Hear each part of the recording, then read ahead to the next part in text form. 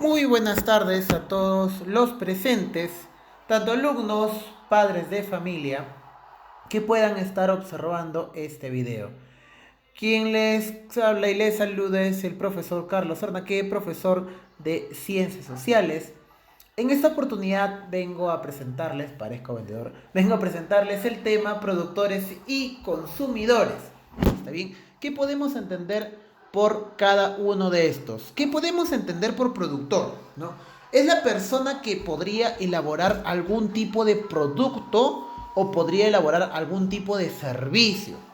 Ese no podría generar, de repente es la palabra, ¿no? Este productor, ¿no? Está regido a diferentes exigencias, ¿no? Por ejemplo, se tiene que tener en consideración un sistema estándar. ¿Cómo así? Hay una calidad de producto mínimo o básico que debe tener para poder, digamos, ser distribuido ese producto. ¿Cómo así? Digamos, si es que yo voy a hacer una mesa, esa mesa tiene que tener una calidad básica como para poder soportar algún tipo de, digamos, de peso. Pues no voy a vender una mesa sin una pata, ¿no? Eso no va a tener una calidad mínima, ¿no? Si es que estamos hablando de otro tipo de productos, hay normas que se podrían tener en consideración diferentes tipos de estados. Por ejemplo, ¿qué sucede si es que tú, alumno que me estás escuchando, decides crear una empresa en estos momentos, por así decirlo, ¿no? Y mencionar que, digamos, yo quiero tener mi empresa, a ver, algo que se me ocurra, mi empresa de cachangas, por así decirlo, ¿no? Yo quiero importar y exportar cachangas, ¿no? Que mis cachangas vayan por todo el país, por todo el mundo en general. Bueno, si es que tú te vas a desempeñar en lo que es el concepto de salud, pues hay diferentes instituciones por las cuales tú tienes que pasar, ¿no? Tienes que tener una calidad mínimo de producto. En la actualidad, si es que tú quieres ofrecer algún tipo de producto que puede ser ingerido por el ser humano, tienes que tener ciertos estándares de calidad y sobre todo tienes que tener calidad de exigencia, por así decirlo, ¿no?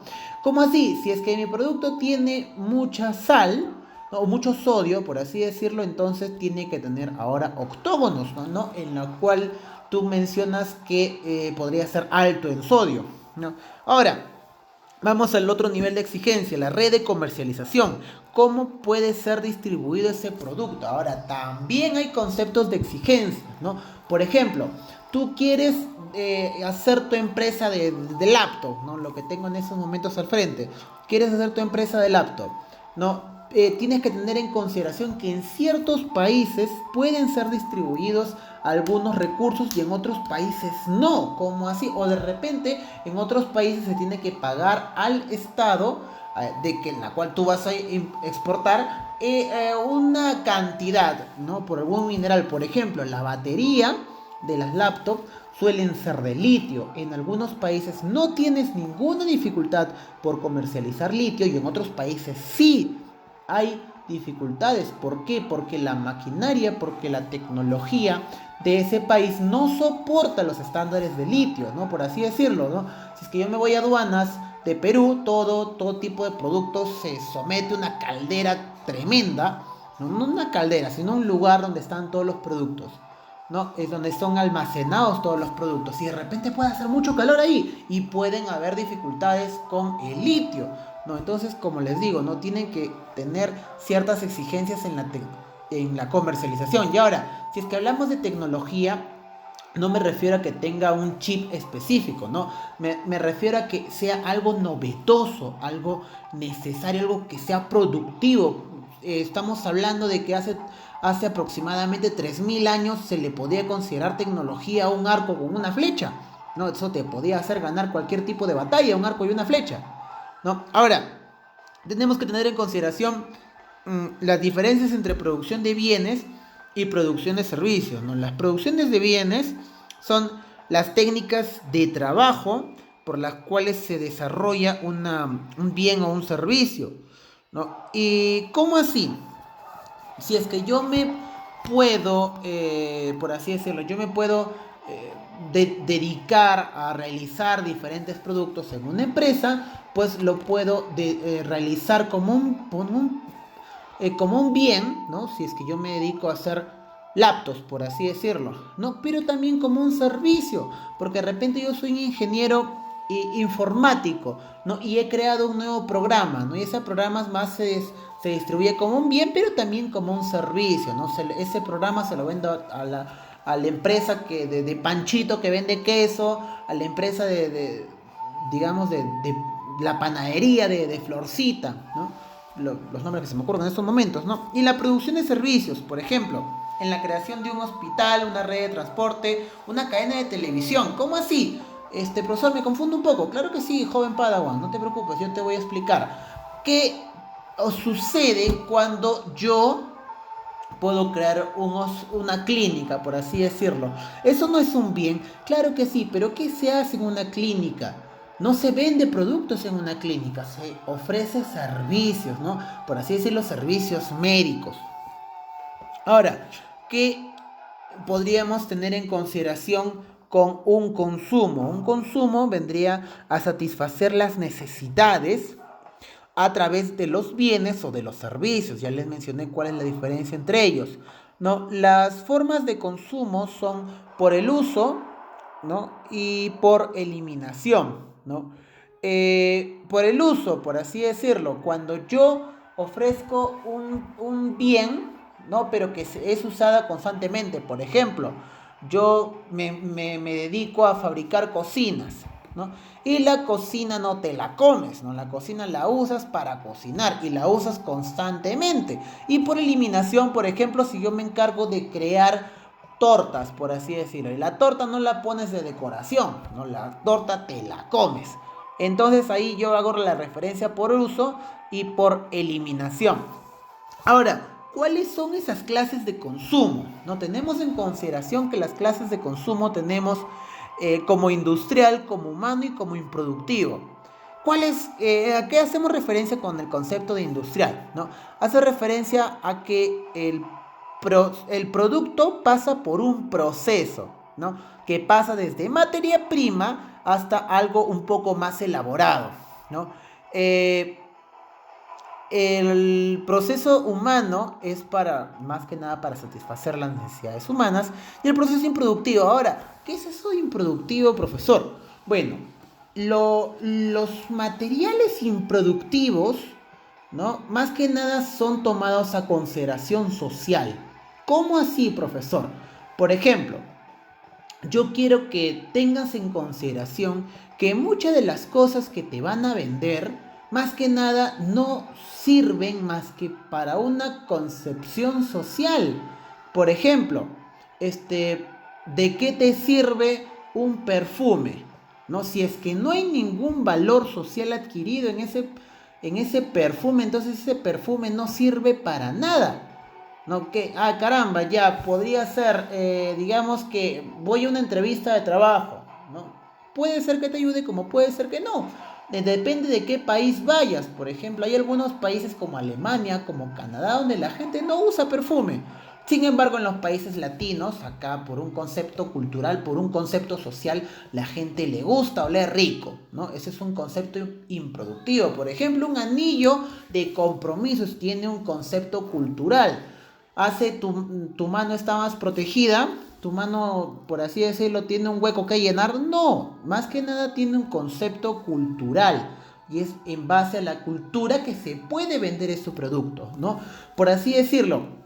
Profesor, entonces, las joyas preciosas no sirven para nada. Hay que tener en consideración de que hay algunas que sí sirven y hay otras que realmente no sirven para absolutamente nada. Por ejemplo, tenemos en consideración el diamante. ¿El diamante tiene algún uso? En la actualidad sí tiene un uso, ¿no? Por así decirlo, se usan las puntas de los diamantes porque son una de las piedras de las más duras que existen para poder hacer, digamos, algún tipo de corte en el corte en la piel y que no tengas graves consecuencias, por ejemplo, para cirugía, ¿no? Pero anteriormente el diamante no servía para absolutamente nada, era solamente una piedra indestructible. Ya, ¿para qué quiero una piedra indestructible? Bueno, para nada realmente, ¿no? Pero ciertos comerciantes empezaron a decir, caramba, esta es una de las piedras más preciosas que pueden existir. Y ahí recién empezó su valor y su uso. El oro sirve, claro que sirve. El oro sirve para transmitir electricidad, ¿no? Y es por eso que en muchos televisores, computadoras, radios puedes encontrar metales, ¿no? Para transmitir electricidad.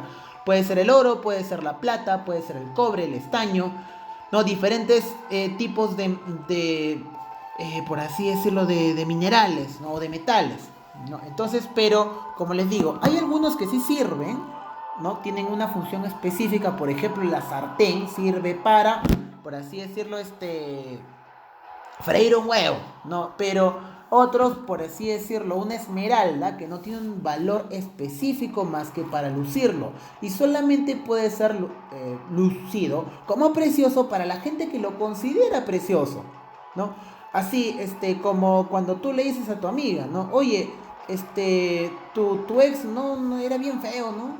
Pero a mí me parecía bonito, perfecto, entonces te sirve solamente a ti. Nada más porque tienes ese concepto cultural de lo que es precioso que de repente otras culturas no lo pueden llegar a tener.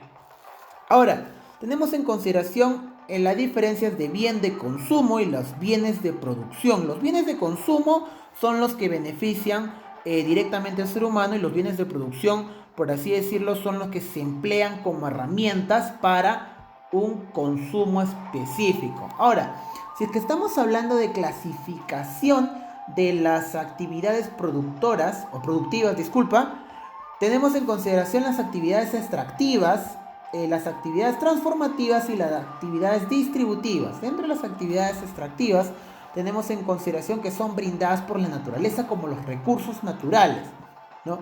Tanto así como la agricultura, la ganadería, la minería, la tala, ¿no? Eso viene, te lo ofrece la naturaleza y tú has venido acá a depredar y a consumir, ¿no? Esas son las actividades extractivas.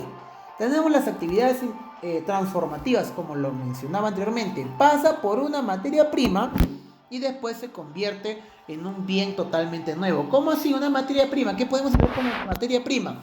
Por ejemplo, pasa un árbol, ¿no? Por la industria y sale de la industria un mueble, por así decirlo.